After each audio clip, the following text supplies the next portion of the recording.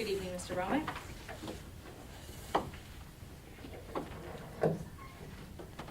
Good evening. I wanted to discuss the First Amendment. The First Amendment was designed specifically to protect the rights of those who disagree with the government and its agents.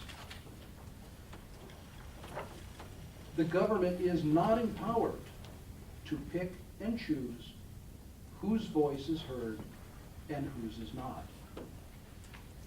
Yet that's exactly what you chose to do, Linda.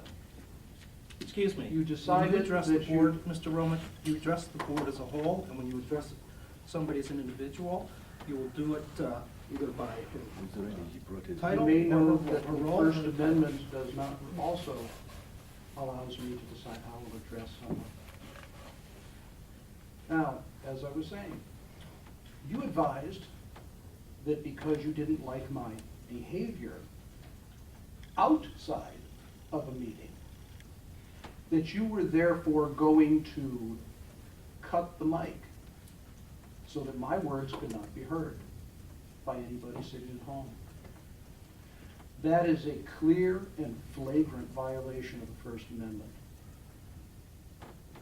If, because you people are always telling us how wonderful MASB is, you would simply choose to read the 10th edition of the Open Meetings Guide, that would become more than clear. I would suggest that you speak with your attorneys carefully before trying to do that again. Have a good night. Okay, just so that the folks that are watching from home and those in the audience are aware, we did have a board meeting last week, a regular board meeting, where we do have an established procedure in place that during a regular board meeting, if you want to videotape the meeting, you do it. If you're doing it in the center, you do it from the back row. From the side, you can do it in the row you're in currently right now, because we're usually sitting up at this table here. And it has been noted and asked of Mr. Romick before, and the situation did arise probably, I think, about a year ago, maybe less. However, at last Monday's meeting, he chose to challenge it again, and we simply chose not to start the business portion of our meeting until he moved his video camera, which could not be done by asking. We had to have the police over to have that taken care of. So due to the fact that he chose to be disruptive and combative, I did choose to have his mic turned off. His concerns were heard before the board. Anybody who was in attendance that night did hear Mr. Romick's concerns, and so that is what happened. By law, the school board does not have to televise our meetings. We choose to do so, and there were no rules violated.